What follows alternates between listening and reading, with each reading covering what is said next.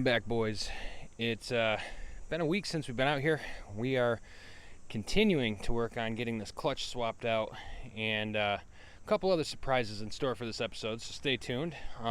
We've gotten to the point where everything in this thing is unbolted.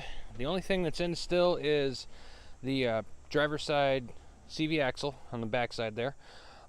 Everything's unbolted, and then these straps are supporting it. I have to pop the axle out on the other side of the transmission and basically drop this transmission out and start prepping for our brand new parts that just showed up.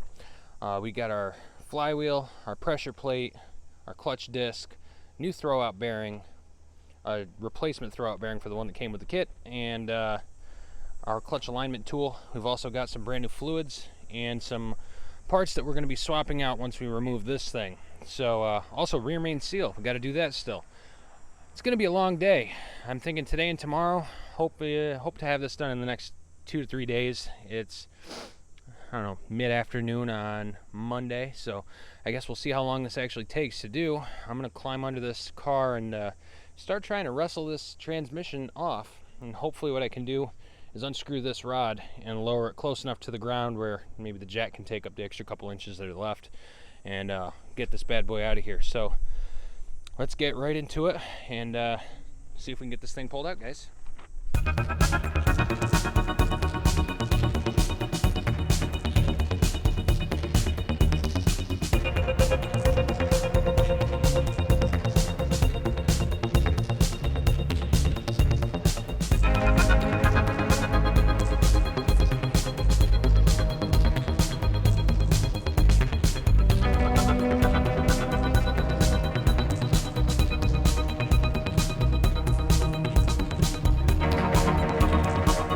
Guys, that took the better part of an hour to get that yanked out of there. But as you can see, the transmission is finally out. You can see the clutch sitting down there, and we're going to work on taking that thing apart. And if you notice, the driver's side axle's right there. What I did was stuck a pair of vice grips on it, and I pried against the bell housing to pop the bell housing. Essentially, I just pushed the bell housing off the axle, and I didn't have to touch a single thing as far as the driver's side axle goes, and it all came right out. The hardest part of everything was the transmission mounts that were on the back of the transmission. They bolt up right here and right here. There's a couple of 17 mils that go onto that bracket in the rear, and they were on there. And yeah, that was probably the hardest part of the whole thing. Let me show you guys real quick what it looks like in here. Here, let me stand it up on its side or something. Or no, I'll just leave it right here. So if you look, you'll see there is a bunch of oil and clutch dust and all sorts of crap down in this. And I've noticed it in the past when I've done oil changes. You can actually see it's a little fresh bit of white or wet oil right there. I think I've got a leak in my rear main seal. Clutch throwout bearings right here. It's got a little shine to it. Looks like the face of it's been slapped around quite a bit. It's definitely been run through. The fork looks alright. Jesus clip looks like it's alright. Everything's moving. It's nice and smooth. Nothing's like seized up or anything. What I didn't share with you guys the other day was during the high speed when I was draining the transmission fluid out of this thing, it was absolutely filled with bronze. So I either roasted some bearings or roasted some synchros. So this puppy's gonna have to go out for a rebuild. There's no two ways about it. I am not a transmission guy. I've never done one, and I don't have the tools or the knowledge to rip one of these apart. I guess know your limitations. I've been researching it. I've been doing a lot of reading on it. eManual Online has a great breakout diagram, exploded views, and all that of all of this. I was thinking about it, maybe picking up a bearing splitter and a press and some big sockets to take some stuff apart and trying to rebuild this one myself, but I don't think that I should invest in the tools until I'm comfortable with it, and I'm just not comfortable with it. So I'm going to probably pack this thing up soon and clean it off and send it out to White Shed Speed. And if you guys need your transmission rebuilt, he's on the forums, he's on Facebook. I've actually spoken with him a couple of times on the phone, and through messages, and he's got some pretty good rates. He's doing a lot of really hard work. I think it was like a 50% deposit down if you're getting your transmission rebuilt. You build a box, drain your fluids, clean it off a little bit, and send it out to him. And he cleans the case and rebuilds everything on the inside and sends it back to you in a box once you're paid up. So pretty good service there. And we all know Jax and TRE and Shep. But this gentleman, I believe he's still doing like stage 2 rebuilds, not straight cut dog boxes and all that. So I may be wrong, but I know DSM transmission parts are really hard to find. So anyways, let's look in here.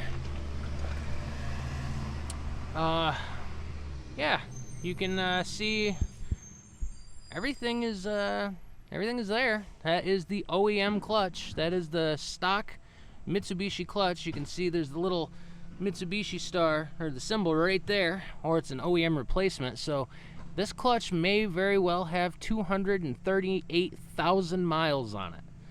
But this was a very well maintained car, and the engine was always serviced, so it's lived its life pretty good for the longest. So I don't know, guys. I think I have to show you the next thing on the list. This transmission's blown and it's gonna get sent out. What are we gonna do? Well, we're gonna be waiting for quite a long time until we get ourselves a rebuilt transmission back. I think there's quite a lead time on it, but I did, if you guys recall, pick up a transfer case and a spare transmission, and I've had this thing inside. I've been sitting on it for quite a while. It did get a crack in its bell housing at one point in its life, and it was welded right up tight, and it's all welded on the inside, and everything worked fine. It was on a GSX that was up here in upstate, and the guy was launching the hell out of it and having a good time with it, and he spun a rod, so spun a rod bearing, so he ended up having to pull this thing out, and he parted his GSX out. All the parts that came with it, they're all gone. All the splines on this look good. There's no crazy in and out or side to side play. Everything feels all right. It just has some horrible looking paint, and it needs a pretty extensive cleaning. So I'm probably going to spend a couple hours scrubbing this thing down, and I think I'm just going to give it a coat of paint before I try to install it. I got to cut the counterweight off of the shift linkage, pull the mounts off, yeah, all that stuff. I've got to go through it quite a bit. So what I'm thinking about doing is getting the new clutch, which I haven't showed you yet, get the old clutch pulled off, get the new clutch system out, get everything pulled apart on the motor.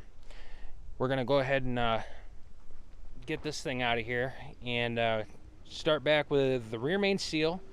Then we're going to install our new pressure plate, our new clutch disc, and our new flywheel.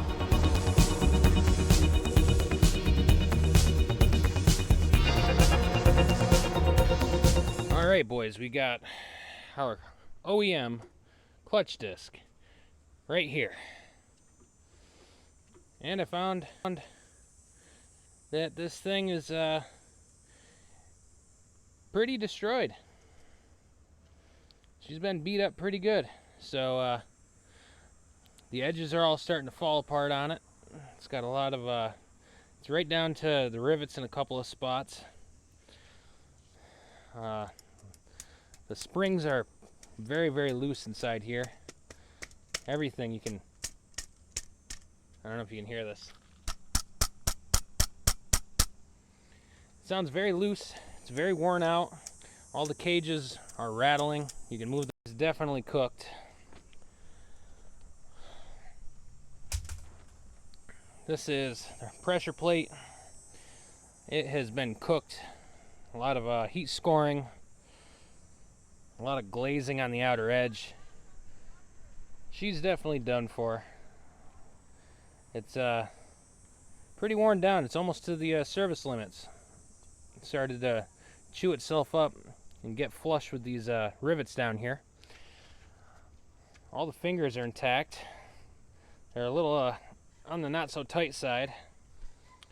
This is a Daikin clutch stamped from Mitsubishi, so I don't know.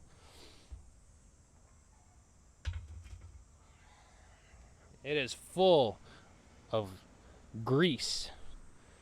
Let's take a look at the pressure or the flywheel. All right, let's get down here to our flywheel, take a look. Alrighty.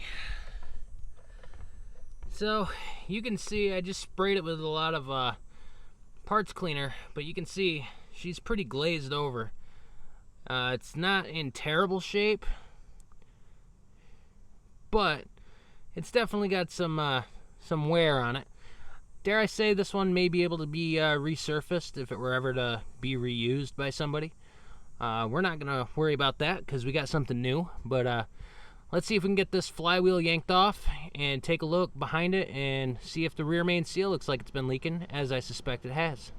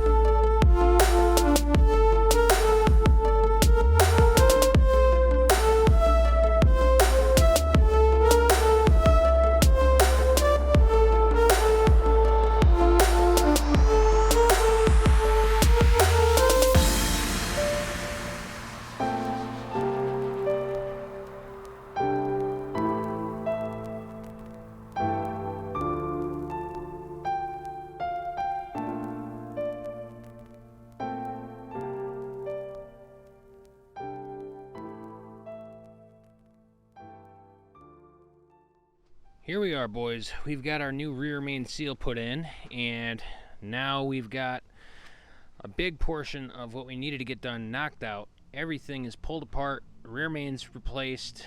This is the old clutch, and I wanted to go back over it real quickly with you guys. This is a pretty heavy flywheel. We got something a little lighter. That's our worn out disc and our Mitsubishi pressure plate. So I picked up a mid-priced kit, and one of you guys on the comment section of one of the last videos, I believe, or one of my posts in the community there, nailed it. We ended up picking up, oh, let me get it out of here. We got an XTD Stage 4 dual friction full-faced sprung clutch kit, and we got their flywheel also. So unlike the other clutch here, let me flip this over. This one is got all the pad, or it's a full face disc, and it's got pad everywhere on the one side, and then the back side, it's also got friction material on it. This one on the front side, the part that touches the flywheel, has a full face of friction material, and then the back side, it has these pads. There's 1, 2, 3, 4, 5, 6, 7, 8 pads. It's a sprung disc. All these springs are caged real tight. The rivets, I checked all these rivets. They're in there. I've read some horror stories, but for the price, you really can't beat it. I didn't want to have to spend almost $1,000 doing this job. This was all done for about, I don't know, probably $500-600 instead. All the parts, the fluids, the seals, everything included, and a couple extra tools we picked up. But this is a sprung full-faced Stage 4 setup, as they call it, which is rated for, I think, around 400 to 450 foot-pounds of torque. Well over the range of what we plan to hit with this vehicle. Maybe in the future, once we rebuild the motor, we might be able to get to that level, but this should be our nice, safe bet. We should be able to hit 26 PSI and not really put this thing through too much work. We've also got our, let me pull it out of here, our new ACT flywheel, which in comparison to the old one is a lot lighter. And I wanted to show you guys something. I have my digital caliper out here because a lot of guys make the mistake, from what I've read, in ordering flywheels. You want to make sure that you check the step height before you install anything. And I believe the step height for a 2G GSX, that's the all-wheel drive versus the front-wheel drive, they're different sized pressure plates, and the ring gears on them, I believe, have more teeth. So I believe, from what I've read, the front-wheel drive one is larger, and you won't be able to get your bell housing back around it, but you can bolt it to the motor. You don't want to do that. You want to verify what you got. So 0.610 inches is the step height. I believe there's a limit of like 0.608 to 0.612, maximum over and maximum under. And this isn't the correct way to do this, but it will give you a good idea. So what I do is I will put this and set it to inches, and I will open it to 6.10. Try to get there. Oh, too far. Alright, so we got 6.10. I'm going to lock the little tab, trying to do this one-handed. It's kind of tough. Alright, so this is locked at 0.610. Now when you say step height, usually they use a dial indicator to do this, but we don't have one. The step height is the distance from this top point where the clutch rides on these pegs. There's 3 pegs on the top of the flywheel, and the step height is the space between this little bump and the friction surface, or the smooth surface on this. So what I like to do is get down next to it, set the edge of this end on the step, and then see if the bottom of it touches nice and smooth on the base there.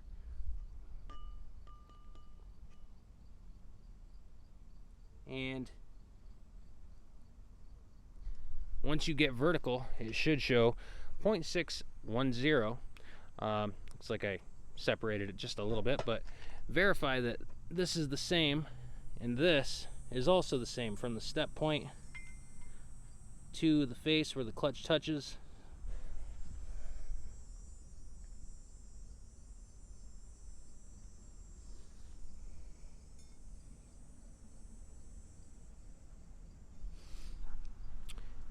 And that's still right at the same spot. Now if you notice that your clutch is off, or the disc rather, the flywheel is off at any point, you might want to have it double checked, might want to have it resurfaced, or call the vendor that sent it to you and verify that you do have the right part.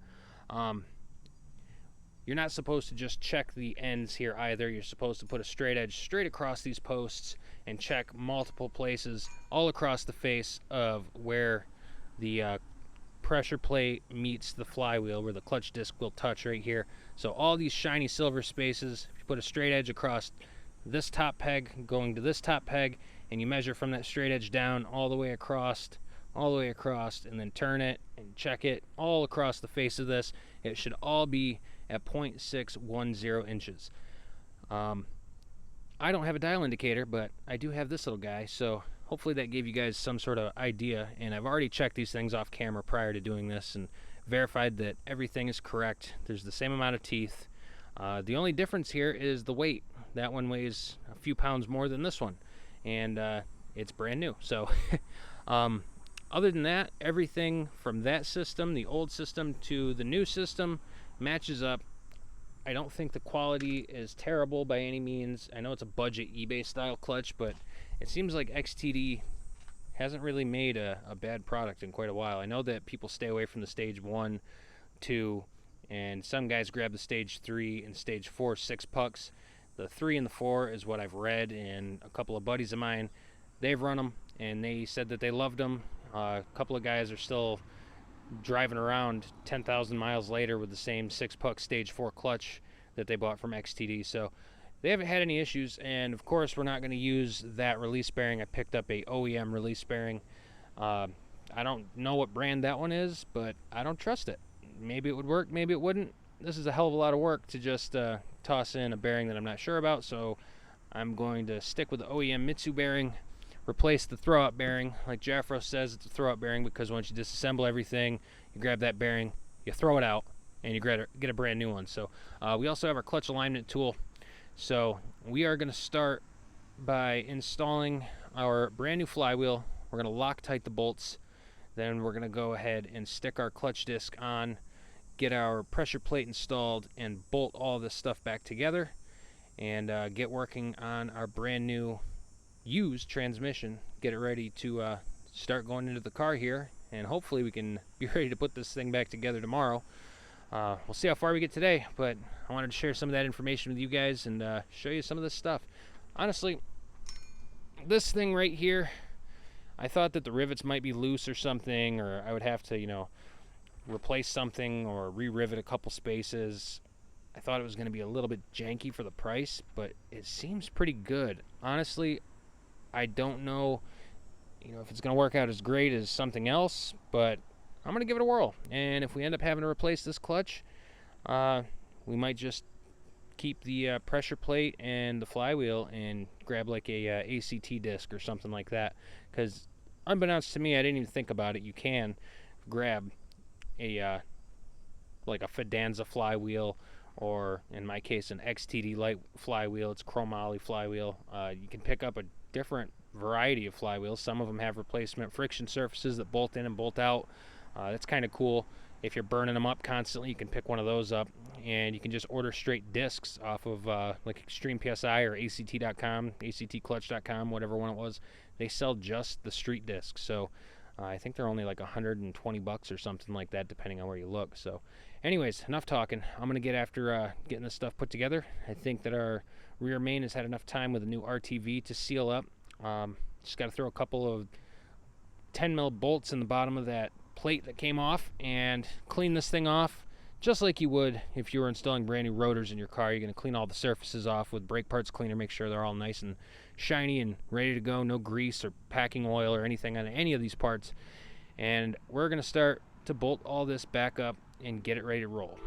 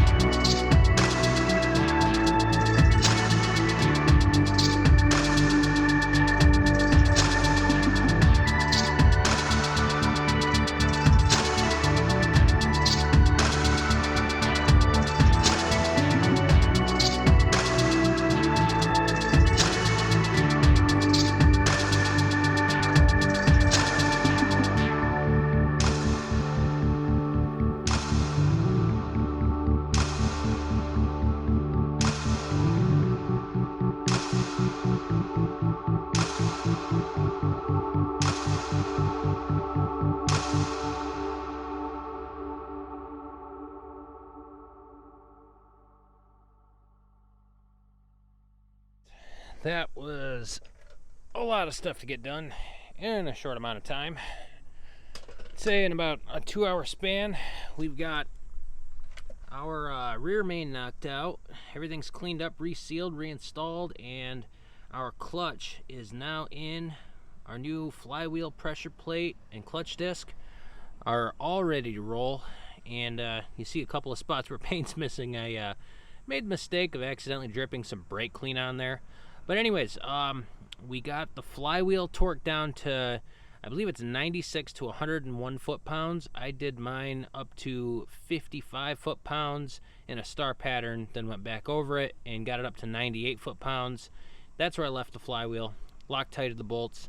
Also, clutch bolts are 22 foot-pounds, and I did those in a star as well with a little tiny drop of Loctite on them, and I went back around and added 1 more pound, so I got a total of 23 just for good measure. Make sure everything's nice and tight. Everything was super aligned. Everything came right out. The little plug in the center, the little guide plug came right out, so I'm happy with that. Now, on to the fun part.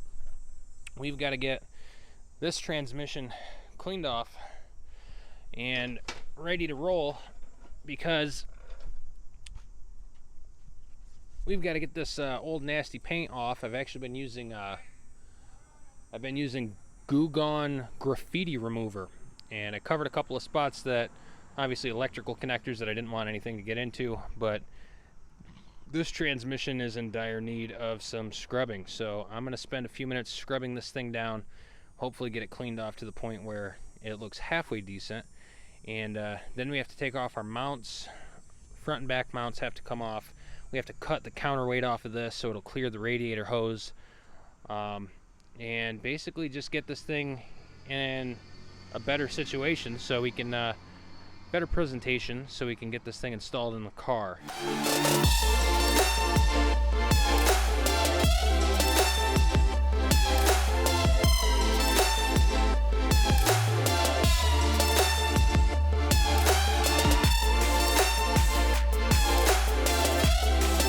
Well, it is the end of day number 3, I think, something like that.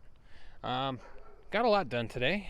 I've got the new clutch all installed, sitting down in here. Everything you guys just saw took place over about 10 hours today. And by yourself, you move a lot slower, especially with a camera. But I'm happy with the progress today. We've got our clutch in, our new flywheel, our new rear main. Things are looking good there. Down here below me is the trans that came out of the car, and the one going in it, I had to give that thing a scrub down because it was absolutely disgusting. It was covered in some weird paint. Obviously, it's not great, but it's better than it was. I've started swapping over some of the parts. I've got to swap over that top mount. Put that little black mushroom breather on. The Speedo that was on this was broken, so I had to swap the one over from my transmission to the new transmission. Started replacing some bolts, going through some random stuff, and just making sure that this thing's got all the stuff on it that I'm going to need, and all the plugs and the working pieces. So with that being said, that's end of day number 3, and tomorrow we're going to come back out again and try to hopefully get this transmission up in the car and get it mounted and start putting some of this back together. And we're hoping, I don't know, another 2 days of work on this and I can have it all finished. We'll see how tomorrow goes. Getting the transmission back in is going to be a bear. I'm riding solo again, so we'll see how it goes. But hopefully you guys have enjoyed this video. It's been a long one for me.